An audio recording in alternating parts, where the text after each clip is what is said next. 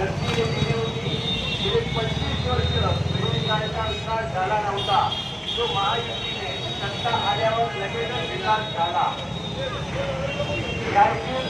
आपल्या उजव्या बाजूला जो एक बसस्टॉप होता, तो येथील नगरसेवक आणि आमदारांच्या संगनमताने हा बसस्टॉपही काढण्यात आला.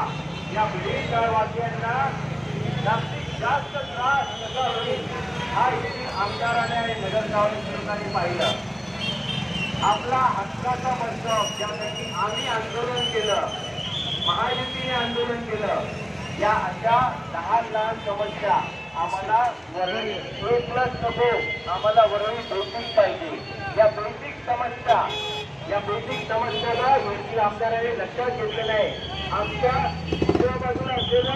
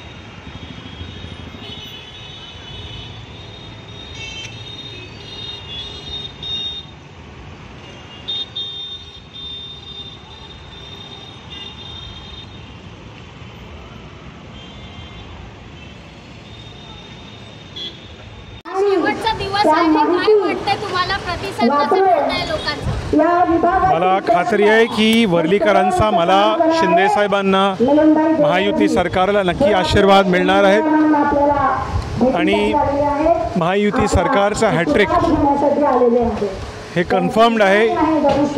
मला पूर्ण खात्री आहे, कारण ह्या विभागातील उभाटाकडे 3 आमदार आहे, 1 खासदार, 3 माजी महापौर.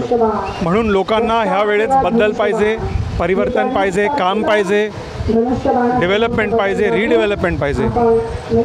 त्यांना स्पीड ब्रेकर आणि पॉटहोलचं जे राजकारण आहे त्यांना संपवायचं आहे. शिवसेनाचे नेते आदित्य ठाकरे ही सुद्धा आज प्रचार करणार आहे, बाईक रॅली सुद्धा करणार आहे जोरात. काय वाटते तुम्हाला? मी आदित्य ठाकरेंचा वर्लीमध्ये स्वागत करतो, कारण आदित्य ठाकरे आय थिंक विसरलं की वर्ली त्यांच्या मतदारसंघ आहे. आदित्य ठाकरे धारावीबद्दल घडी धारावीबद्दल बोलत आहे, पण वर्लीकरांचा, सामान्य वर्लीकरांचा समस्या काय आहे, वेदना काय आहे, त्यांची आकांक्षा काय आहे, रिडेव्हलपमेंटचा प्रश्न, कोलीवाडांचा प्रश्न असो, बिरिडी चाळीमध्ये राहणारे लोकांचा प्रश्न असो, आदित्य ठाकरे विसरले.